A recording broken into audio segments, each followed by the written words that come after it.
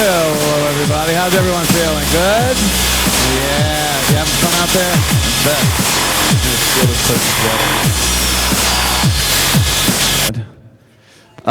Welcome. I guess this is the Fry plus Space Ghost equals best friends forever. That's what they told me.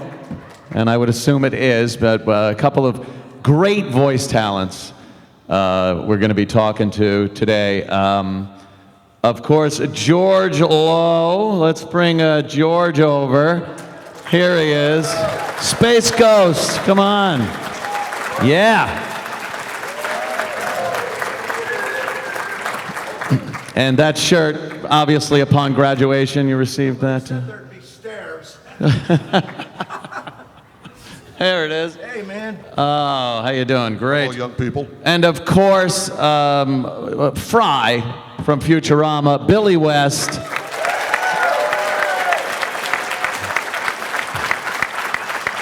Billy always dressing up for the occasion. Wow. It's like being in the Catskills.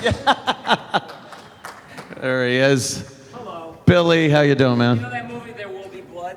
Yes. This is worse, There Will Be Stairs. I have a bad knee. I know. Already we're talking about, look, my hernia. Yeah. It's bulging. Wow, so here's an I extra. fell in a hole a couple days ago. My yard man's fixing a sprinkler head. He forgets he leaves like a 16-foot deep hole. You could catch a tiger in this thing, and then he covers it with grass rather than refilling it. Refilling it would be work. Was that your It's agent? called a booby trap, I think. If it had been a John Wayne movie, the enemy would have had me captured. Yes. No, they were saying, how do you want to be announced? And I said, well, look, he I- knows what to do, okay? Billy West, please, we all know. You're looking at a couple of amazing voice talents that I think if you're familiar with animation, you've heard these guys' voices. I wouldn't say that, but I'm glad you did. I did. I've known Billy's career over the years through radio from the Howard Stern show and then on to so many cartoon voices. When did it really start picking up for you? Because it went from, oh, I know the guy's name, to every time the TV's on, I'm hearing Billy West. How do you think I feel? No, I have to compartmentalize. Otherwise, I couldn't enjoy anything. You know, it's surreal to hear your voice kind of coming out of here, there, and everywhere. And if I begin to really listen with that, you instantly your own critic. You know, it's like, I could have done that way better. Oh, you dope. Look at the opportunities you're missing. I'm like tearing my hair out, you know, and it's like, I'm beating myself up, so I got to pretend I had nothing to do with all those things. Is that it? You just don't really Yeah, like... You know what it's like. You never want to watch or listen to your own work for some reason. Not only is it extremely narcissistic and creepy, Yeah. but it's you do over-critique yourself. You do, but that's the artist's way, as Yeah. they say. Now, as far as something like Space Ghost goes, and you couldn't not find it on TV. I mean, you'd be rattling around the channels, and there it is. And they're still sneaky. Yeah. 3 a.m. I've got people coming up going, did you know they were running them again? I'm like, great, more money I'm not getting. Man, you know what? We got to have a talk with I'm going to be sponging off of Billy because he's, No, we got to have a talk with you for real. I know we need. His agent screams at him. He's to- telling me like, you know, like he was, like he had to Tell him I don't defend care. what he does for a living. He's like, He's got to defend what he does. I'm traveling. I'm traveling This to is just another This show. is real stuff. I don't know how entertaining it's going to be, but it's real stuff. They don't get that the 3rd of September I will be driving in a car from Florida to Atlanta. I have to itemize that like some sort of government form because the lady is just like, what's the best way to put it? It's like a Pratt and Whitney jet engine full of estrogen coming at me. Mach 1. Sorry, we just broke. This man didn't even crack a smile. You didn't think? No. I thought that was inspired. I do. You're too insecure. But she's on the phone like, you're okay. You're Yeah. all right. What? It's West Coast. When you get to Atlanta, kids, you go and do something at 6 o'clock because 6 o'clock's 3. Isn't that what your representation is supposed to do for you? You know what the difference is? If I was like the talking cat on Sabrina the Teenage Witch, they'd have their nose all the way up my rear end. Yeah, but Sabrina. do you want an old lady's?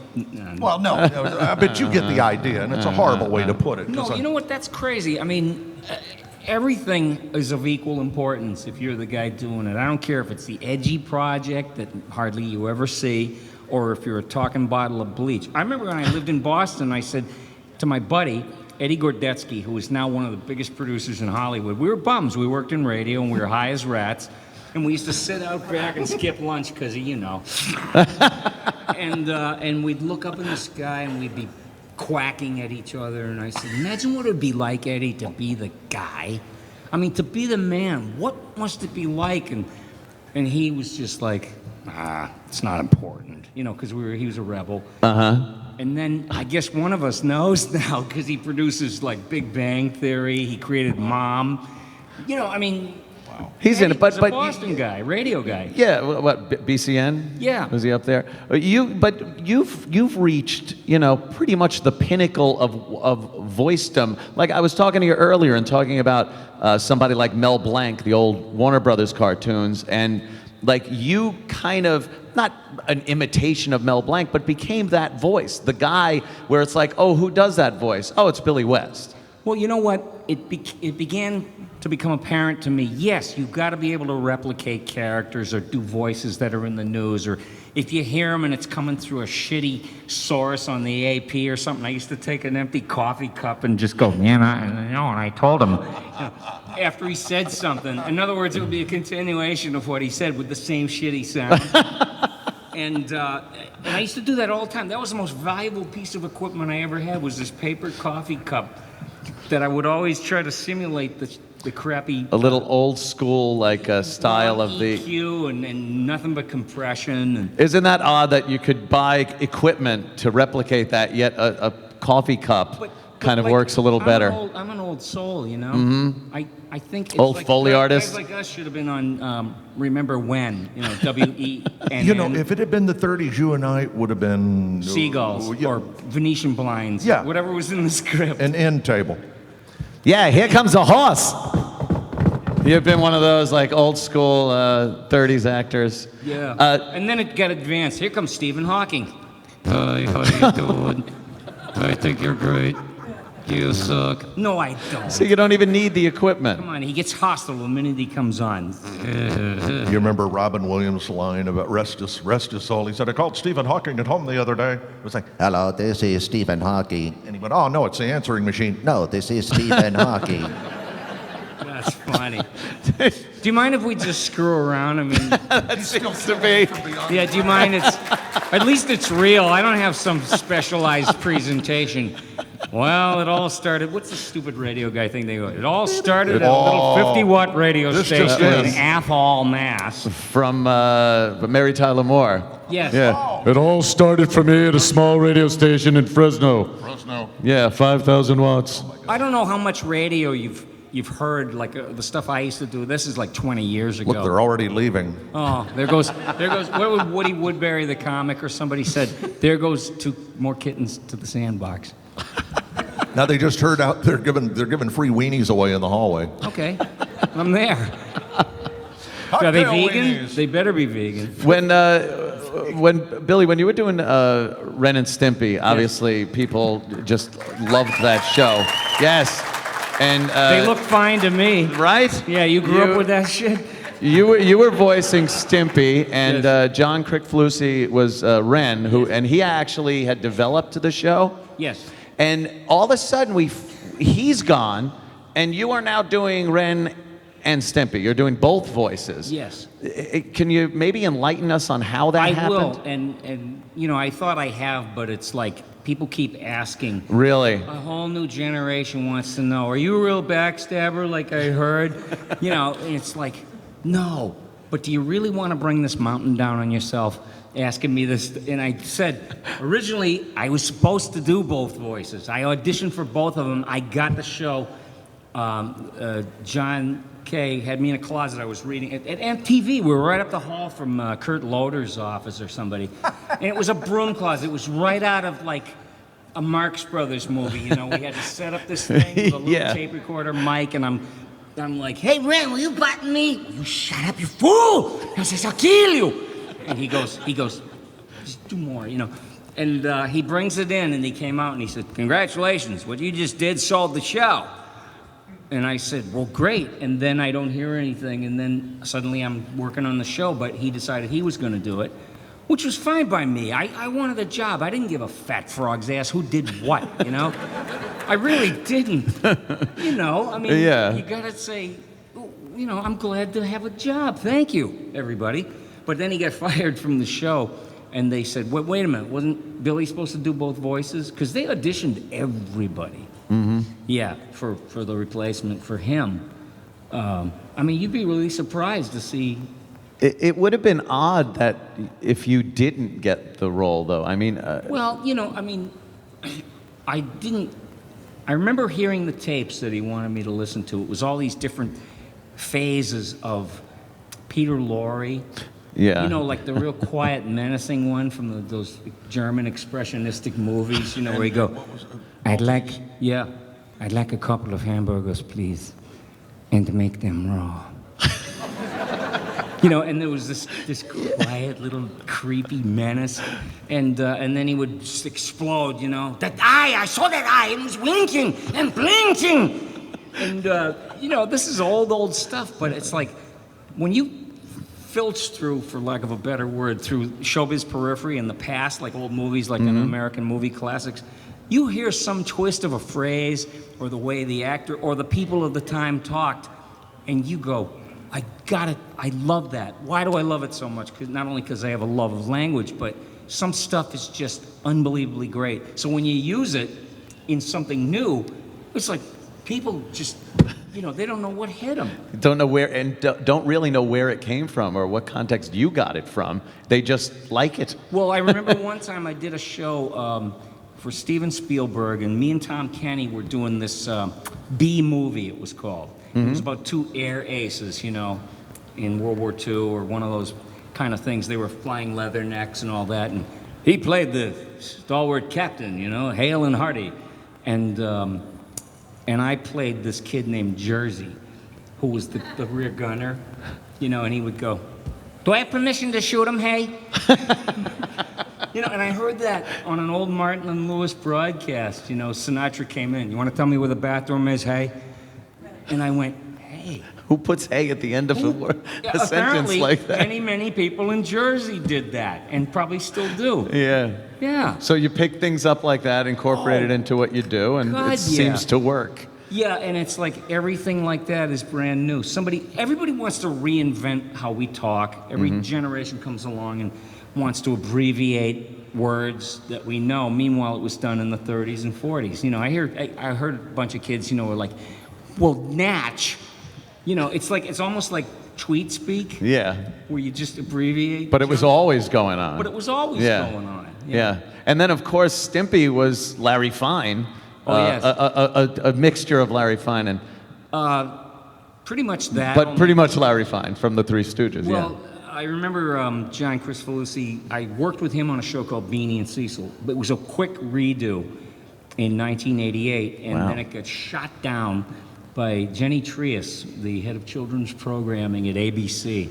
And she, you know, I guess she was going through the ringer with him, and like everyone. Sorry. And Need one? no. I got him. One what? It's like you need one. Ricola. Oh. That'll be refreshing. E. coli. Put it in your mouth and eat that. E. coli. Sorry, I have a habit of wrecking things. But Billy doesn't know he's actually eating tar heroin. Let's watch.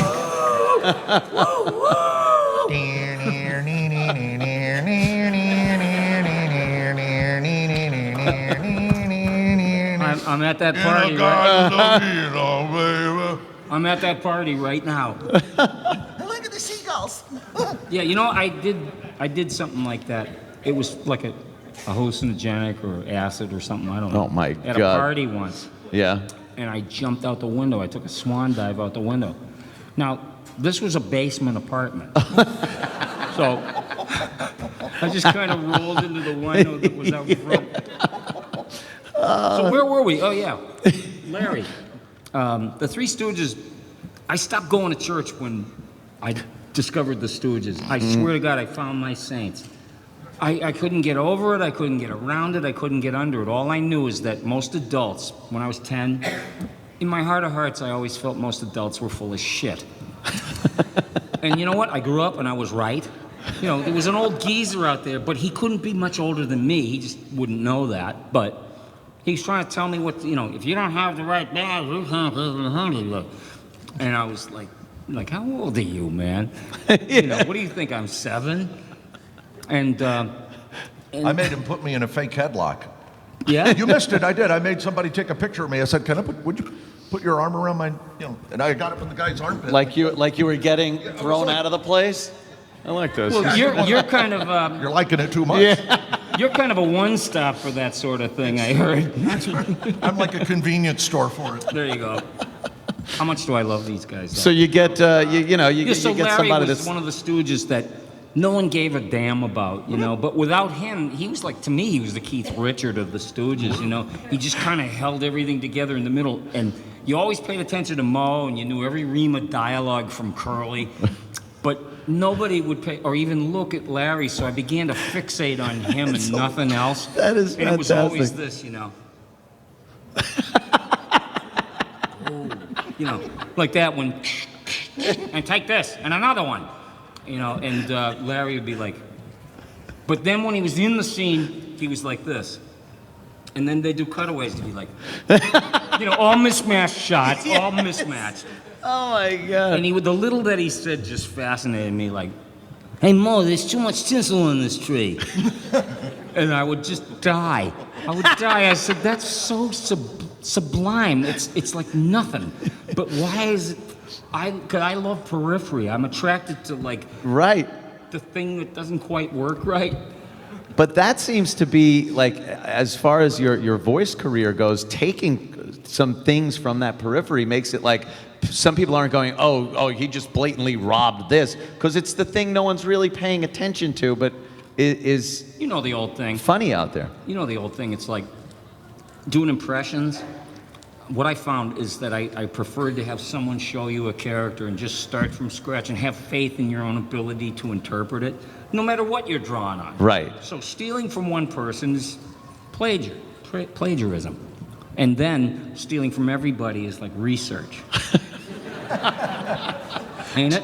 Do you find, so when you're trying to do an impression of somebody, do you find it easier to do an impression of the guy, or when someone else does an impression, you go, oh, okay, that seems to be the way to do it?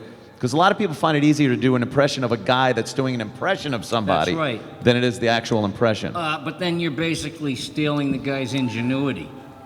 You're know, right. And you really don't want to, I stole Rich Little's take on Raymond Burr.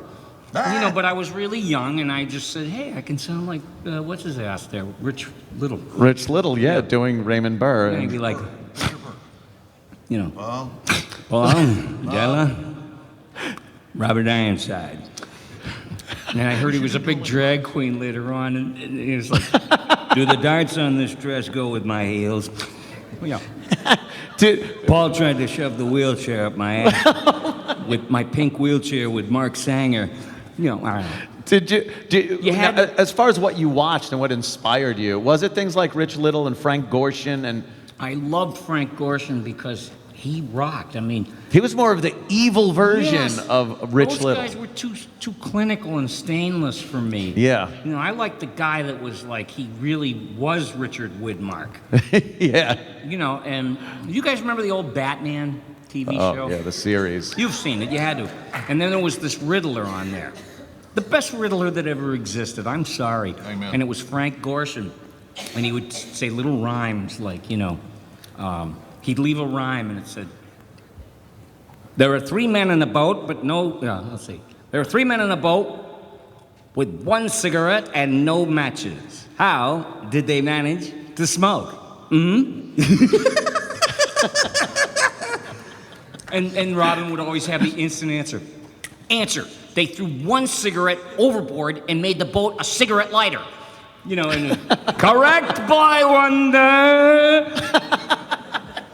And that laugh, he was imitating Tommy Udo, the psychotic gangster in, I forget the name of the movie where he pushed the wheelchair, the lady in the wheelchair down the stairs. The old hag. He's giggling, he's kicking her down the stairs, and he goes... So he borrowed. He borrowed from Richard Widmark. Now, go look up that scene on YouTube. I promise you'll be entertained. Yeah, it's quite frightening. Yeah. For an old movie, but yeah. He had to, as an impressionist, but when he had the chance to create a character, he created a damn good one, in my estimation. Yeah. Now, I noticed on Futurama, Fry is probably the most similar voice to your own voice. Yeah, and then people said, so you sounded like Michael J. Fox when you were 25? I said, there was no Michael J. Fox when I was 25. And, yeah, I was whiny. I was in a band. You know, I played music and sang and everything. But, boy, if something happened, there was no such thing as roadies. You know, in like the mid-'60s and all that. And I'd be like, oh, shit. Now what am I going to do? I broke a string. Does anyone care? Does anyone have an extra string? You know, I was whiny and nasally and complaining. So you brought that kind of back for Fry. I'm not that vain, you know. I'll stoop to anything. Are there any characters that you think you failed at, that you listen back and go, oh, I really could have done better? Esther Roll. Jones! Jones!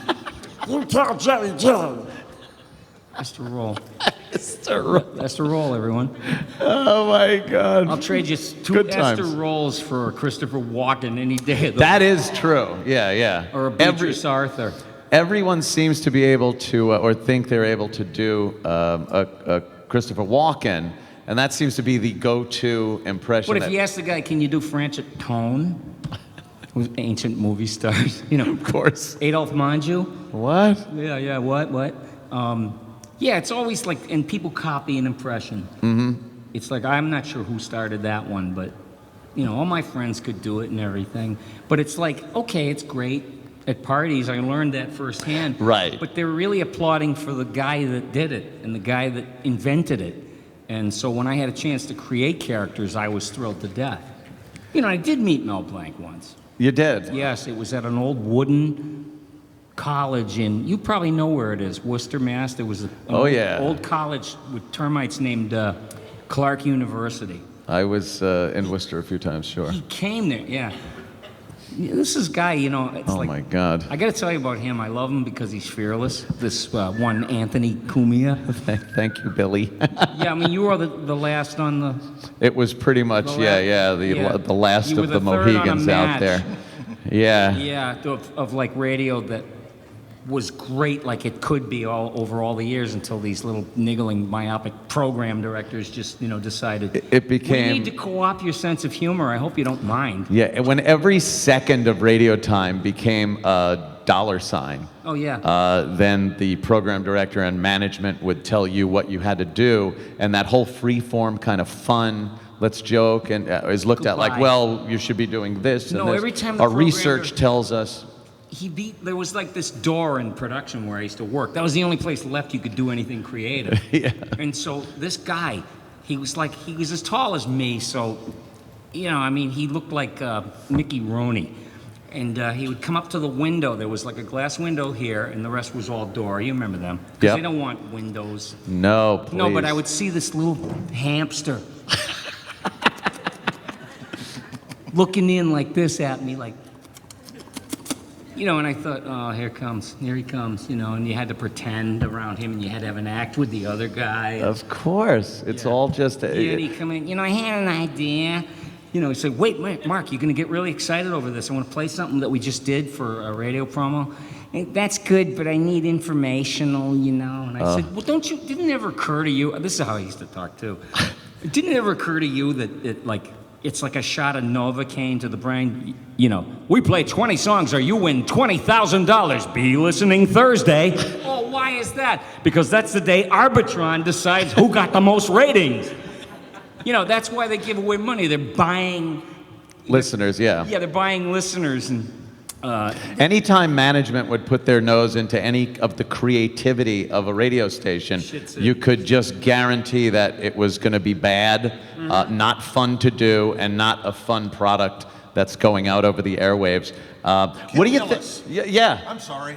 No, it's true. It was like Tourette's. What do you think about today's, like, there's so much political correctness today, and I think that stifles creativity. I know there are people, obviously you should be nice and benevolent and kind and everything, but there is a context of humor where I think to stifle it too much really cuts down on what people do find funny. Well, here's how I see it. I've auditioned for stuff, and what I'm mostly seeing is like drawings that look like children's refrigerator art. You know, and that's the new show. That's our new show. You know, Joey and Pez, or Franny and Zoe, or whoever. And then it's two producers, they're buddies, and they want to do all the voices on the show with their one anemic voice. And they all think they're Seth MacFarlane. And so they're getting away with it, and what they've done is created a substandard so nobody can fail. That's their biggest fear in life, fail. Right. So if you create a substandard, it's like, we don't suck, we're not good, but no one's allowed to be up here. Yeah. And I would read for this stuff, and I don't know. It's because I'm too old really to understand it, but there seems to be no sense of humor. It's about, well, what's it about? Well, it's not about nothing. Yeah, there really has to be, like, I'm watching... a storyteller. So are you. I grew up on old Warner Brothers cartoons. Sure. Growing up on, Bugs Bunny and Foghorn Leghorn and And Daffy. I made a lot of money because of guys like you.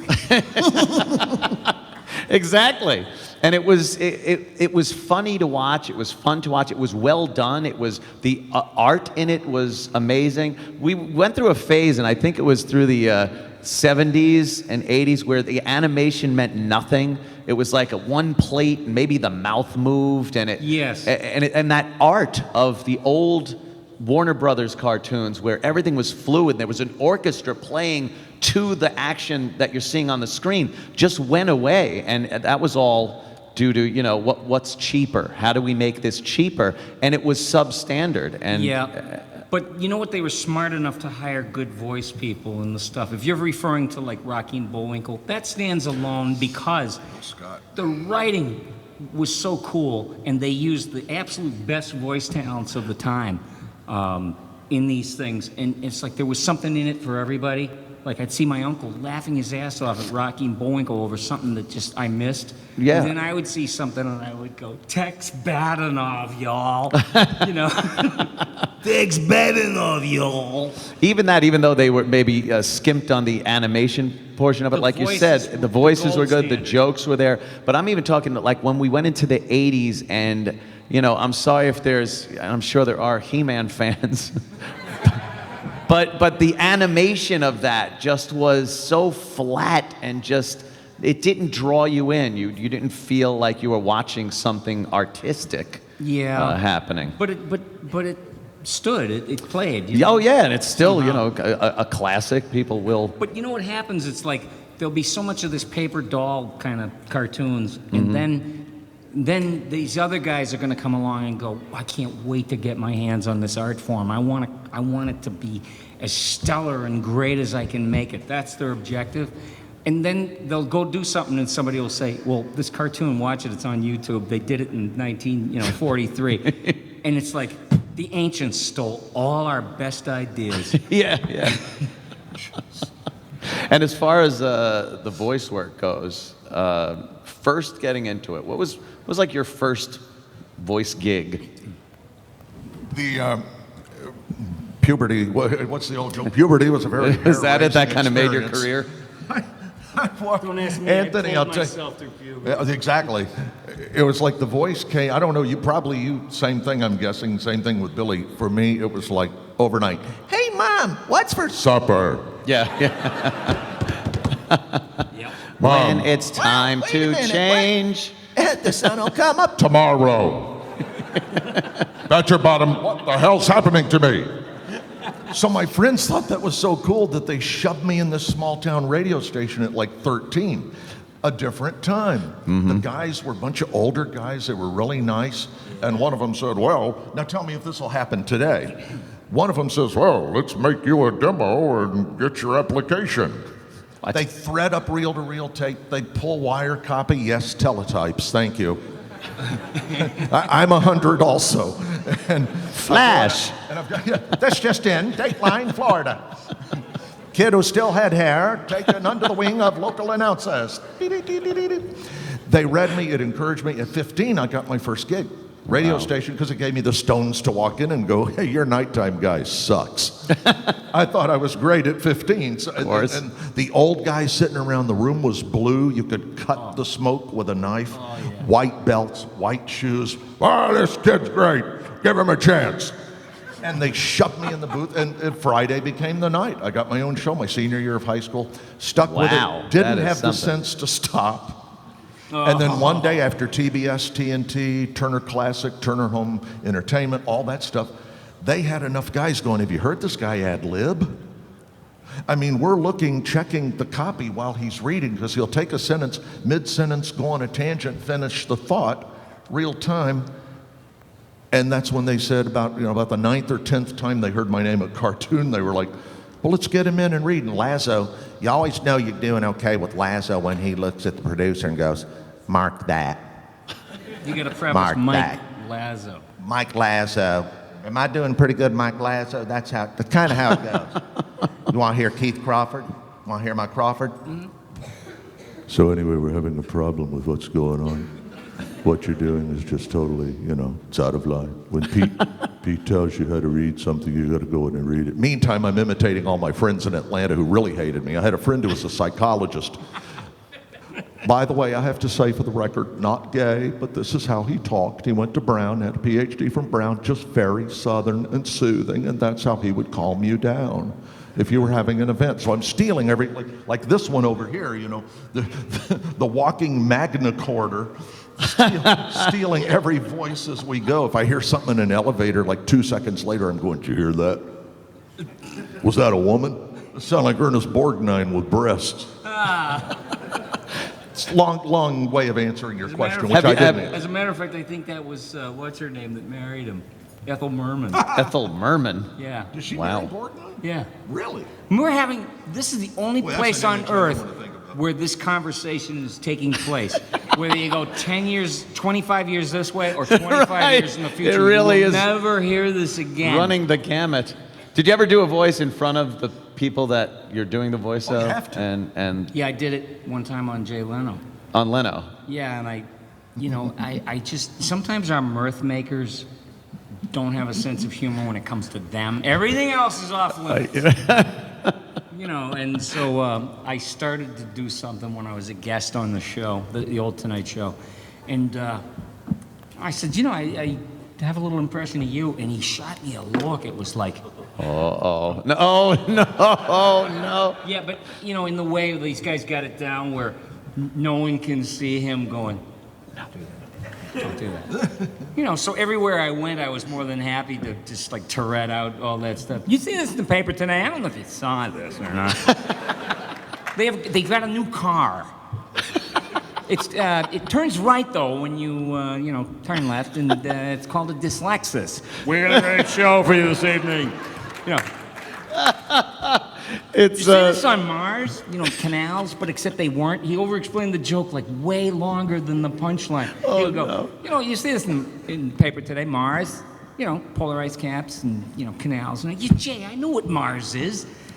See this today in the paper, crossword puzzles, the newspaper. Ink. Yes, just going on. Yeah, I know what the newspaper Get to it. The first time that ever happened, I had just gotten into radio. I was in construction for many years before I fell into radio. That's interesting. And it was a dream come true. So we're doing an event out in Los Angeles, and they bring Andrew Dice Clay through. And I had been doing a Dice impression for years, and he comes by, and I'm like, hey, why don't you come over here? Hey, talk to me. Hey, jackass, come over here. And he comes over, and me and him get into an argument. Oh, no. And he ends it but he's laughing, but he wants it to seem like he's serious. Almost the opposite of Leno, like he's enjoying it. And he goes, I'm not going to stand here and argue with me. And walks away. And to me, it was one of the most thrilling moments. Of course, because I had never done it. I think the week before I had it. Yeah. And that's, it wouldn't be fun for him if he didn't have you, and then give you a wink like, yeah, the old. Keep it up. Yeah. So, he enjoyed it, but I can only imagine some of those people that make their bones off of just doing celebrity impressions and that they're constantly having to do it for the person. Can I tell you a story one day? Is this you? No, that's me. That's my room key. It's always good to leave that laying around with my name on it. Yeah, it's on your chair. Thank you. It was on your chair. Thank you. So anyway, I worked in radio, and we used to do lunchtime song parodies. Anthony would remember, like the old BCN. It was a tradition. Every day at noon, the guy on the air would blow the mighty lunch whistle, and it sounded like an old steamboat whistle. You know that. 5 o'clock every month. Yeah, and he'd go, WBCN, the mighty lunch hour, and then he would play some song that sounded like everyone knew, except that the words were different. It was always about food and lunch, and we named it. Thank God the station was WBCN because his name was Ken. If it was Joe, we'd have the WBCO, Yeah, these are rhymes for the song. But one day, me and my partner did a song parody of Katrina and the Waves. I'm Walking on Sunshine. Right. She comes in with a little band, and everybody's like going, this is Tom Sandman, and this is Billy West, and they made a song. They want you to hear it. And she comes in and sits down, and we start playing, and it opens up like she knows. Bam, bam, bam, bam, bam, ba-dam, ba-dam, ba-dam. And she's grooving with her own song. She's like this. And all of a sudden, it's me sped up on a tape singing about lunchtime, I'm waiting on lunchtime. And her face was the face of no breaks. That face? It was like.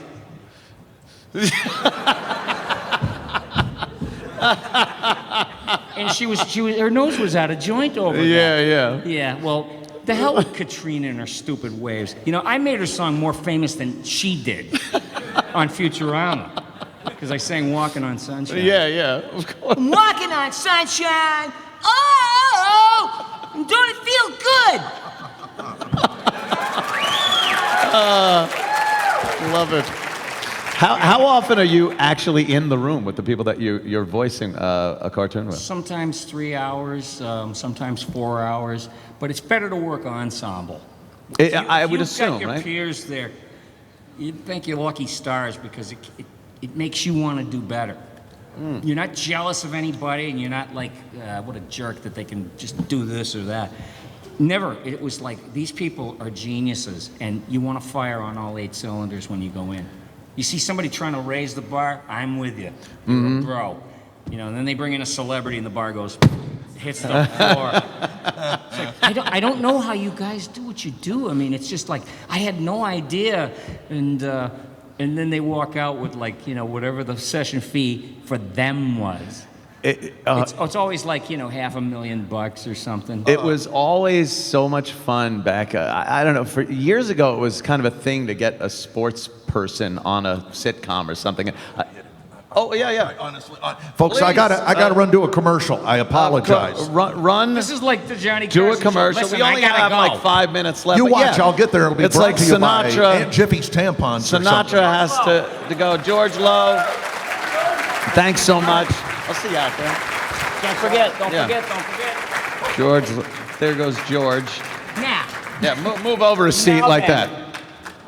All right, now we could. Those stairs are really. Again, do we need an escalator over there with 3 steps? I never thought he'd leave. Hey, my family's half Samoan. He wants to leave with a joke, man. Of course. There was always. I was always imitating things as a kid, as I'm sure you were, and I don't know why certain certain speech patterns just became acceptable, and the sportscaster was always one that was kind of odd to me. Yes. And it was completely acceptable for them to just talk like this. Yeah, I went out with the wife last night, had some ribs at a wonderful restaurant, that one high and wide for ball 2. They would just go like complete their conversation. And disc jockeys would do it. There was a school, remember Yeah. there was, they called this one style, if somebody came on and they were like this, they called them pukers. Pukers. Because it was like, well, it's about 8:30 in the morning and we got you know. Why were so many people attracted to that morning radio guy? I know, because, Hey, everybody. because I said that to myself. I said, who talks like this? Yeah. You know, and I guess there was that time when it was like, it's like history. It's like ancient history. First there were these big dumb dinosaurs, you know, and they ruled the earth, you know. It's like Madison Avenue. I used to go, when I was first moved to New York, I go 50 years ago. This giant species ruled and pounded upon the earth, going up and down Madison Avenue, auditioning for things. and you had to be part of that club, you know. Yeah. And they were called big, dumb announcers because far and away above everything else in the world, they loved the sound of their own voice. And they couldn't give birth to it, so they would go, coming to the Worcester Centrum. You know, it's like Hamburger Helper because they didn't have that much to say, so they're just trying to fill the air. Trying to make it huge. Yeah, swinging with every pitch, and it's like, Yeah. oh, you brainless minor. I think a lot of it Tapeworm. also had to do with the fact that you didn't sound like that. So it almost made them special. Well, That's the radio guy. No, I said, how do you become this? You know, and I could Yeah. fake it, but it just was so unnatural. You know, CBS FM. You know, in those bad segues. You know, yeah, Carole King, too late, baby, too late, but it's never too late to get with the Hollywood Argyles and Alley-oop, the caveman. You know, and then they come out, well, this cat's name is Alley-oop, because they were so talented, they did something called back timing, which meant just minus before the record is going to start. Here's where you start talking, and you better be out before that. Hitting the post Hitting the post. So ending what you're saying the second the vocals kick in on the record that you're playing. And I don't know why that became a thing to do, because it's annoying as hell. Well, you know what it was? It was like it was an edict that was handed down. And then when somebody like Stern came along, you know, the program director would go, I want you to tell the time and the temperature. And he's saying, why don't they just look out the window? You know, if they want to know what it's doing, it's raining. You know, or buy a watch. Yeah. Just about everybody has a watch now, sir. Yeah. Just some type of entertain. Anytime, like I said though, anytime management gets involved with what you're supposed to be doing, what your talent is, they're gonna screw it up. Oh, well, you know what it is those guys don't know why they hand down things they're handing down. Yeah, they're they just never told. once thought about it, you know. Yeah. You have to do the They're just time, the told. temperature, the weather, and it's like, this is, you know what it is? It's the only way non-creative people can align themselves with the creative process, is to be in charge of it and tell creative people how to do it. Yeah. And that's all there is. And you know what? It never ends. Yeah, no, That's what just when you Hollywood is. think it's like, gonna... There's a bunch of people on one side of the table. Oh, don't ever try to sell your own show. Don't. You'll have a gun for lunch. You sit down with them and they go, this is great, and then you get some notes and they want to change everything. Couldn't the guy be a girl? Yeah. Yeah, okay. Yeah, that's a duly noted, you know. But an Eskimo, though. Because we don't, you know, we always need like another color in the United Colors of Benetton, you know. I mean, that's what they thought like, because they didn't have a thought. So on one side of the table, there'd be these guys that don't know what it feels like to have an idea. And on the other side of the table, there's artists and creative people, and they don't know what it feels like to not have an idea. Yeah. How are they supposed to work together? But they do, and thank somehow, God, somehow it works out. Billy, what a career, Was this and boring, you're still or did you going. have any I fun? love this. Wait, I'll do some voices real quick. Oh, okay. Hey, Ren, will you button me? Shut up, you fool! You bloated, fat sack of protoplasm! Okay, and, all right, wait. Oh, I have an updated version of Doug, which I did for Nickelodeon years ago. He talks with a question, just like all college kids do, you know. Is that okay? You know. I'm going to the store. Dear Journal, Did he say Dear Diary? I can't even remember. Dear Journal, today I blew up a courthouse. And, oh, careful, let them in. I've made it with a woman. Nah. And, good news, everyone. Bad news. Who else? Oh, Zoidberg. You need an autograph? Why not Zoidberg? So when you see me tomorrow, you know, you can come down and I say, well, I invited you, you know. Huh? Who is it? Ralph from the show the comic. Ralph. Ralph? Yeah, you name the. Can you do it so I can know what you're talking about? You ever seen the movie? You love the comic? Oh, Ralph the Roach. Oh, you want me? See, I cheated. That's a sped up voice. Oh, yeah. But I can do it. Still, you know. Hey, hello, Joe. We're here to keep you company, Joe. Oh, thank you very much. I thought you were just nuts. But it was worth the wait. Thank you very much. Ladies and gentlemen, Billy West, of course, and George Lowe, where he went. I'm Anthony Cumia. Thank you so much for coming in and Thank you. hanging with us. Have nothing but fun.